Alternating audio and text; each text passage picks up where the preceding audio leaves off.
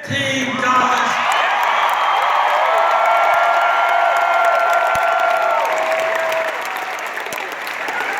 It is not a radical idea to suggest that if you work 40 hours a week in this country, you should not live in poverty.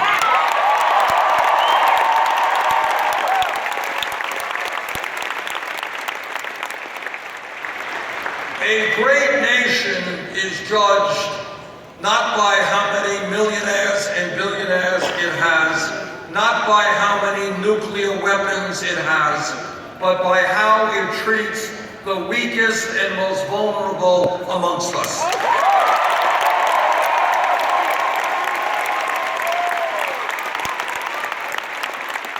Right now, in Pennsylvania, and in Vermont, and across this country, we have millions of seniors, disabled veterans, and people with disabilities who are struggling to get by on $11,000, $12,000 a year Social Security.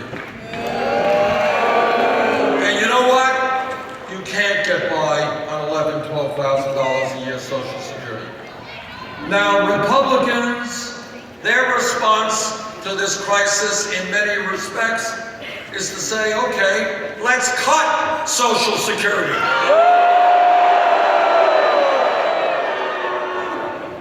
Well, I got some bad news for my Republican colleagues. We're not going to cut Social Security. We're going to expand Social Security.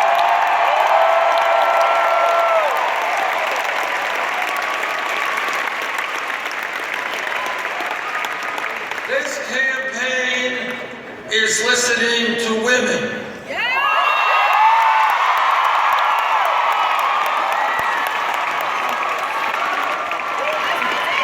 And women are telling me they are sick and tired of going to work and finding out they're making 79 cents on the dollar.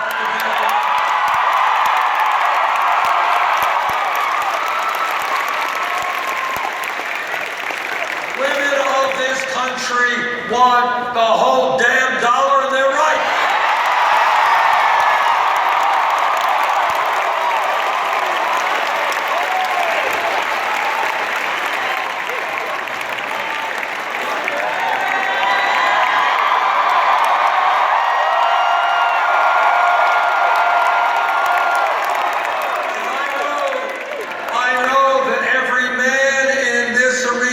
Will stand with the women in the fight for freedom.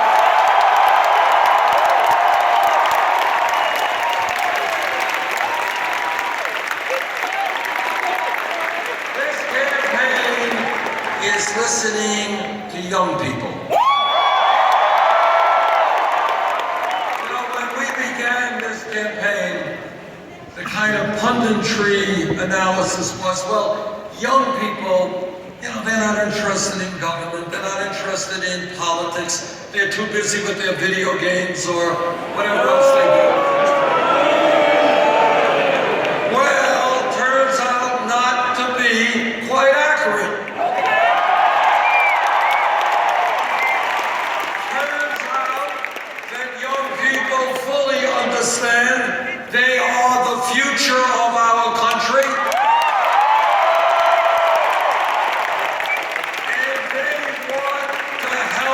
Determine the future of this country.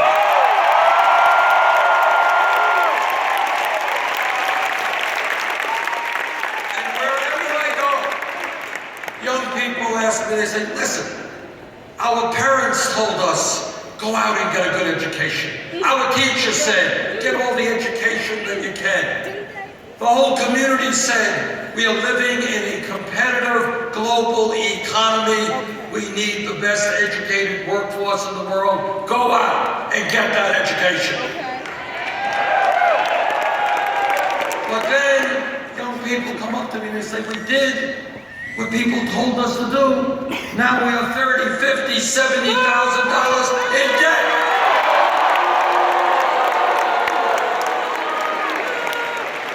And the question is, why are we punishing millions of young people for doing exactly what we asked them to do?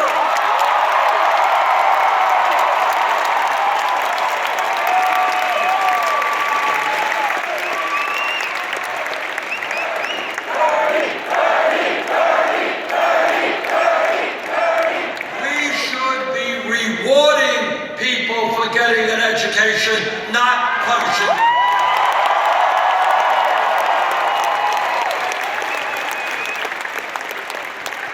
Just think outside of the box for a moment. Think outside of the status quo. Go beyond where media wants you to go in what our options are. You all know that if this country is to succeed in the future with a strong economy, we all need to have the best education possible. Is that right? Education is inherent in who we are as human beings. We should be educating ourselves to the day we die.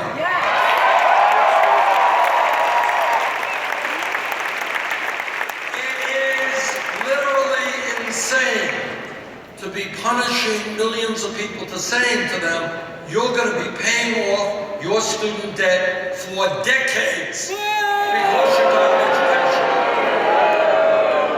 Woman in my own state of Vermont, her dream was to go to medical school. She did. $300,000 in debt.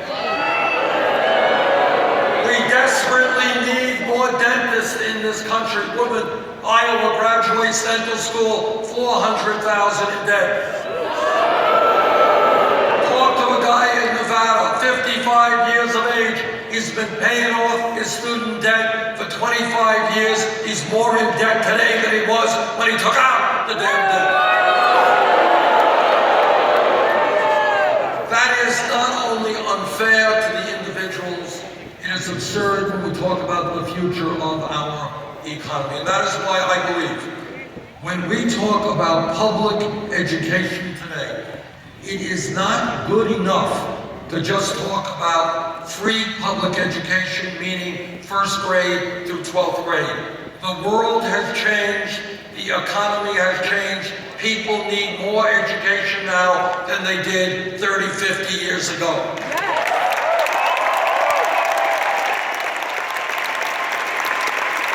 That is why when we think about public education today, we've got to be thinking about making public colleges and universities tuition free.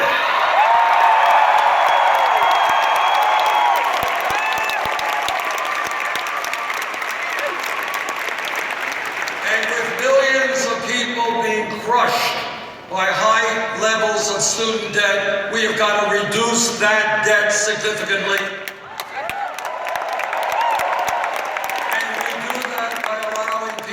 That to refinance their loans at the lowest interest rates they can find.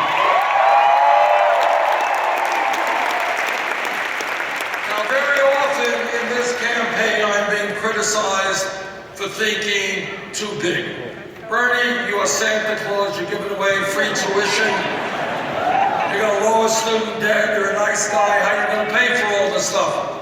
All right, I want you to think about a couple of things. Number one, in the last 30 years, there has been a massive transfer of wealth in this country from the middle class to the top 0.1%. Trillions of dollars gone from the hands of working families to the very wealthiest people in this country. Second of all, back in 2008, 2009, this country bailed out Wall Street after their illegal behavior helped destroy our economy.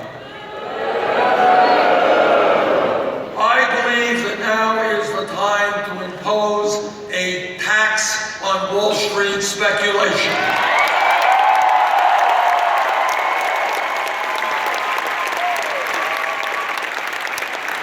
If we could bail out Wall Street, now it is Wall Street's time to help the middle class, and if we do that, we're going to bring in more than enough money to make public college and universities tuition-free and lower student debt.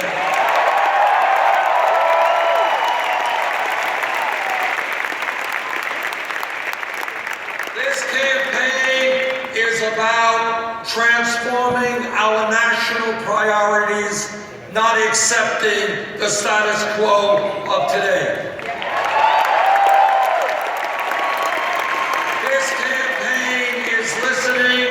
To the African American community.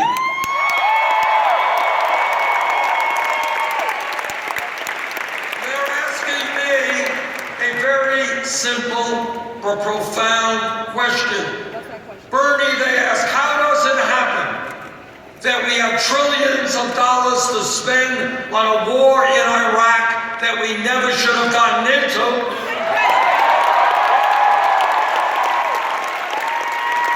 But somehow we seem not to have enough money to rebuild our crumbling inner cities.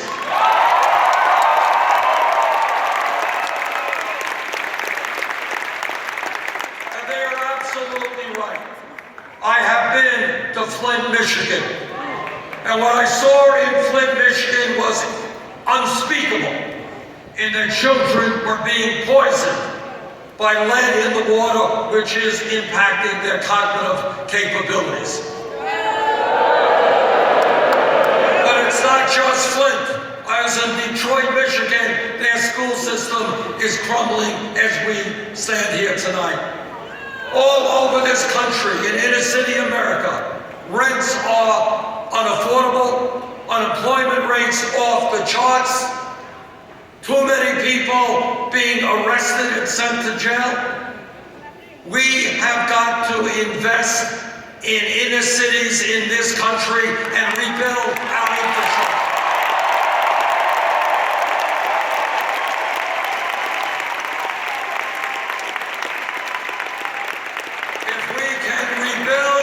Infrastructure in Iraq and Afghanistan, we damn well can rebuild the infrastructure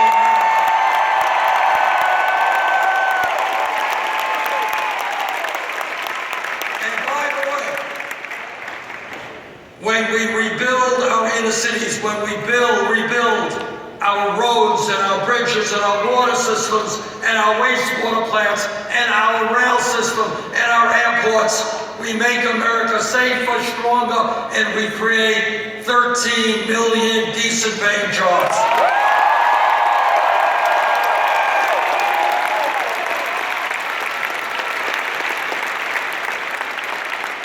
This campaign is listening to our brothers and sisters in the Latino community.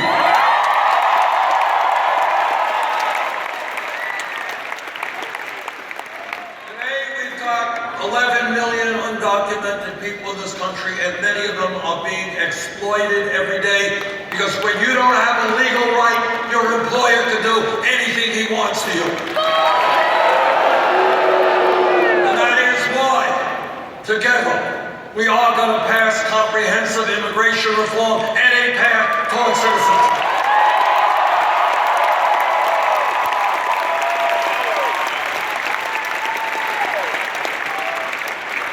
This campaign is listening to a people whose voices are almost never heard, and that is the Native American community.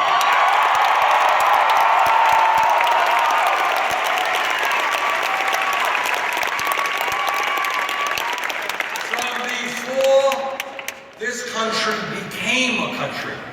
When the first settlers came here, the Native American people were lied to, they were cheated, and treaties negotiated were broken. We as a people owe the Native American community more than we can ever repay.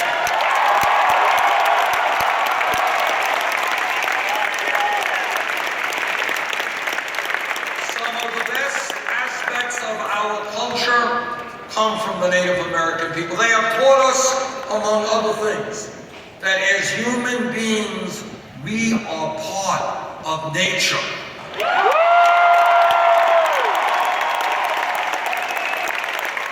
That we have got to live with nature, not destroy it.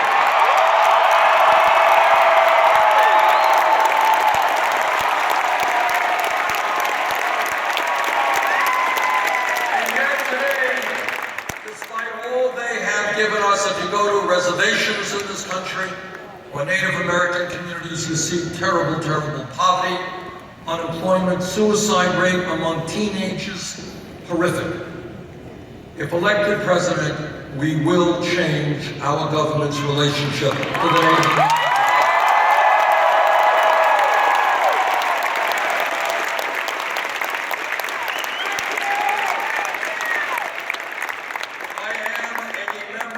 Senate Committee on the Environment. And in that respect, I have met with scientists all over our country, scientists all over the world, and here is the simple truth. Climate change is real.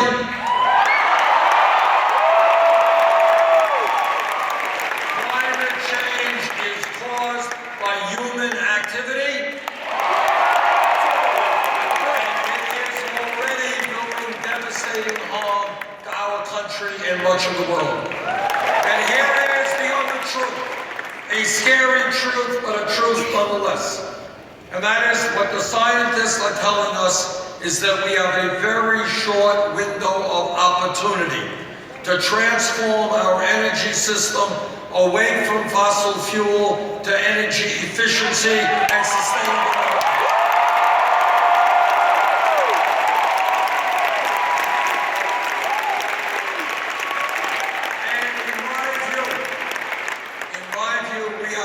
Moral responsibility to make certain that the planet we leave our kids and future generations is a planet that is healthy and habitable.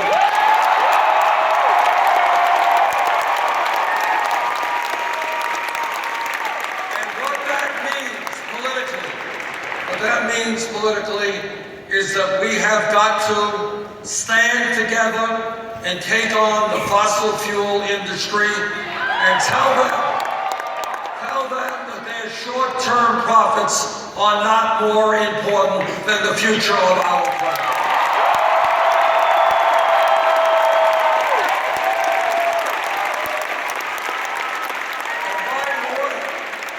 By the way, if we are prepared to think big and think of a clean, sustainable energy system, where our homes and our buildings are energy efficient, where our transportation system is energy efficient, where we move aggressively to solar, wind, geothermal, and other sustainable technologies, we can create millions of good-paying green jobs as we make it.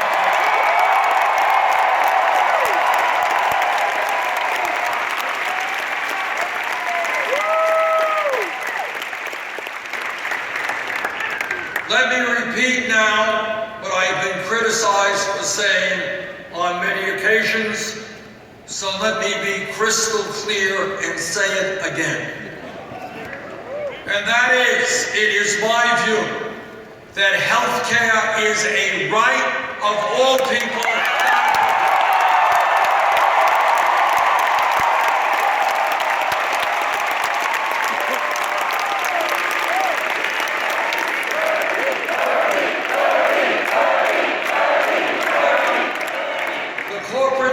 Doesn't talk about this a whole lot. They're too busy getting ads from the insurance companies and the drug companies. So let me tell you what you may not see on TV. And that is, we are the only major country on earth that does not guarantee health care to all people as a right.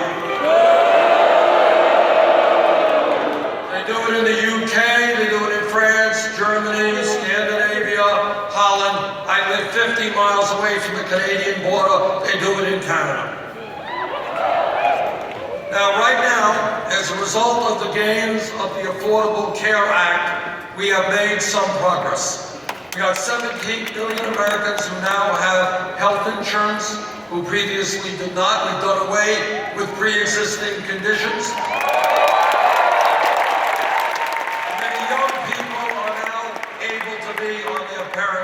Insurance plans. All of that is good, but it is not good enough. Today, 29 million people have no health insurance. Even more, including many here tonight, are underinsured with high deductibles and co-payments. And every person here is getting ripped off by the drug companies who charge us the highest prices in the North America.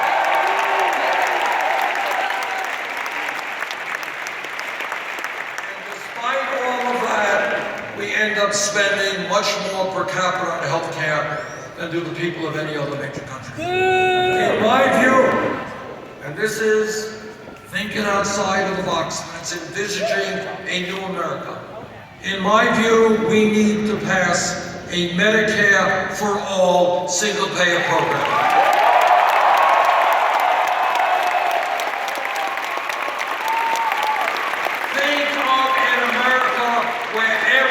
Person has health care as a right. Think of an America where you can quit your job and go out and start your own business and not worry about having health insurance.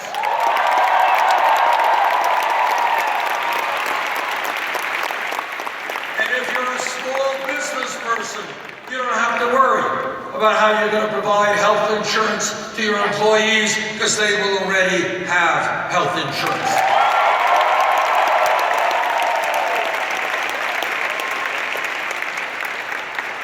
Everybody here understands that what American history has been about is the understanding that real change never takes place from the top on down, always from the bottom on up.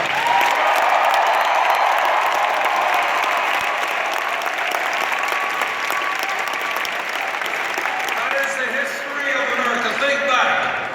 100+ years ago, workers in this country forced to work 7 days a week, 12 hours a day, children working in factories, people could be fired arbitrarily, they have no rights on the job. And workers stood up and they said, we are not beasts of burden, we're not animals, we are human beings, we want dignity, we're going to form trade unions and negotiate.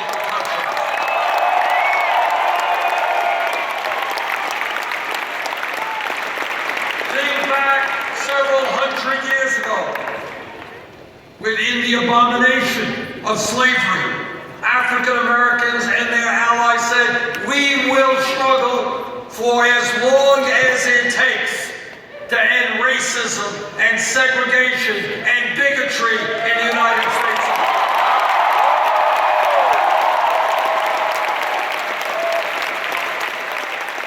And millions of people stood up to fight for an America not based on racism. Think about 100 years ago, not a long time from an historical perspective. 100 years ago today, women did not have the right to vote, could not get the education they wanted, could not do the work they wanted. But women stood up.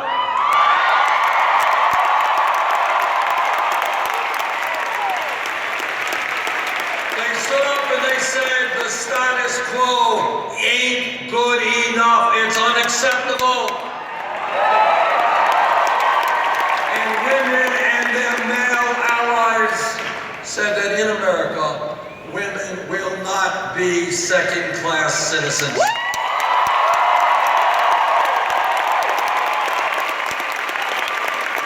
And on it goes. That's how change takes place. Think about this. If we were in this room 10 years ago, which is no time at all from an historical perspective, 10 years ago, when somebody here jumps up and says, you know, Bernie, I think that gay marriage will be made legal in this country in 50 states by the year 2015. You know what the person next door would have said? Would have said, you're crazy. You're thinking too big. It can't happen. But what happened is the gay community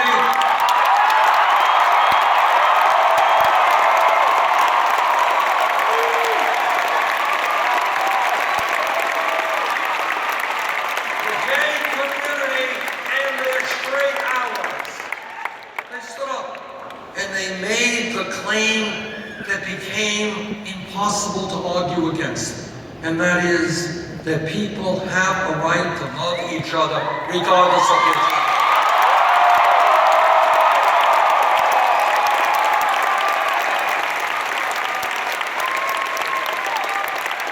That is how change takes place. Always takes place when people stand up and reject the status quo and come together. Give you one more example. 5 years ago.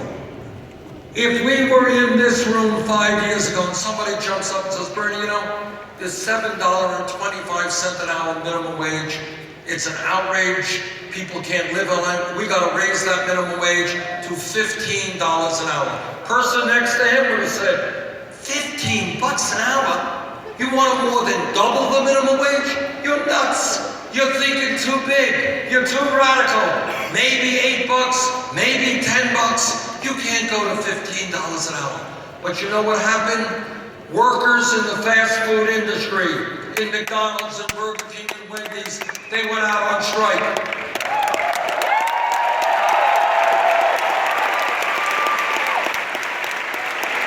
And they said to the American people, we can't make it on $7.25 an hour. And then you know what happened?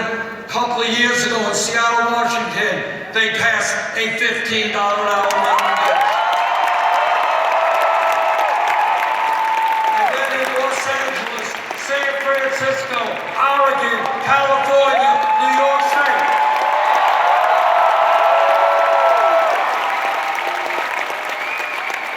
Here is my point.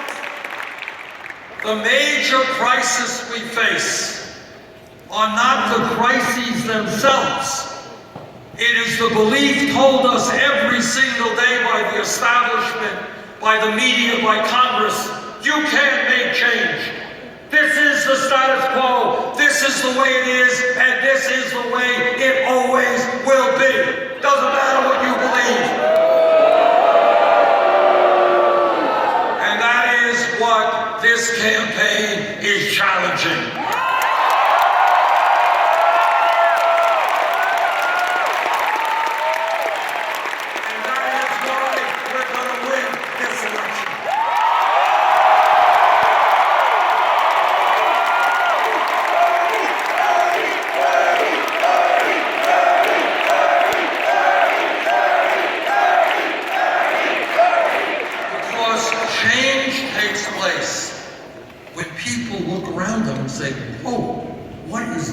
This is just unacceptable. And that is what's happening in America today. People all over this country are beginning to see that the grotesque level of income and wealth inequality, where almost all new income and wealth is going to the top 1%, unacceptable. People are beginning to see that it is absurd that we are the only major country on earth not to provide paid family and medical leave.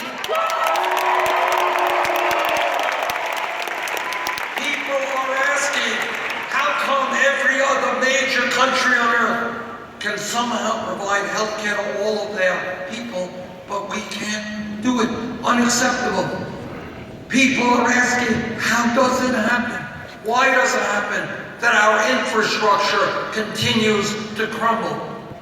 Why does it happen that we have the highest rate of childhood poverty of almost any major country on earth? Why do we have a corrupt campaign finance system that allows billionaires to buy elections? Why do we have more people in jail than any other country on earth? Why are kids graduating school $30,000, $50,000 in debt? Those are the questions that people are beginning to ask.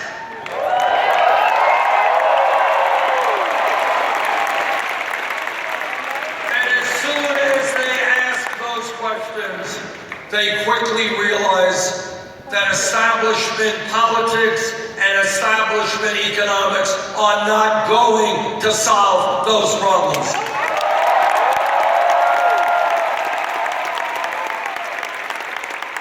I am the only candidate for president to tell you a simple truth, and that is that no president, not Bernie Sanders or anybody else, can solve these crises alone. We need millions of people, including many people who have given up on the political process, who have turned away from the process in disgust. We need them back into the system to reclaim American democracy.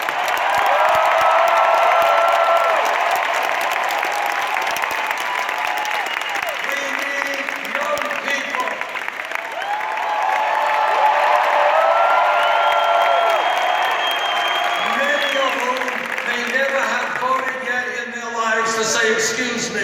The decisions you are making now are going to impact me and my kids for the next many, many decades. You better listen to what we have to say.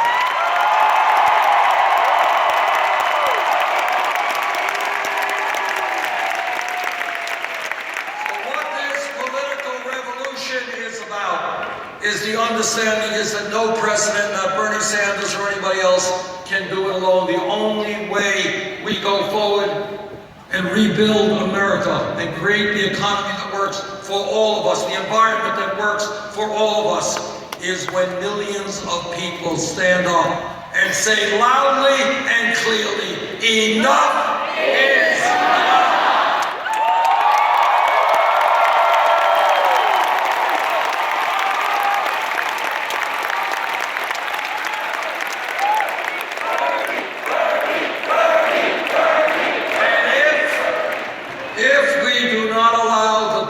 Trumps of the world to divide us up.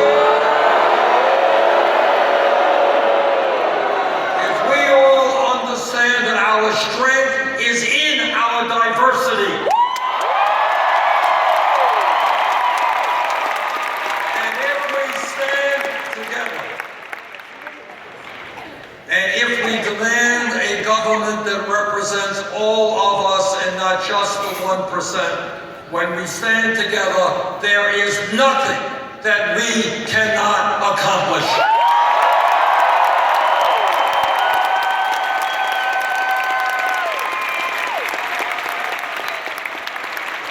Next Tuesday, here in Pennsylvania, there will be an enormously important Democratic primary. What I have learned so far from this campaign is when voter turnout is high, we win.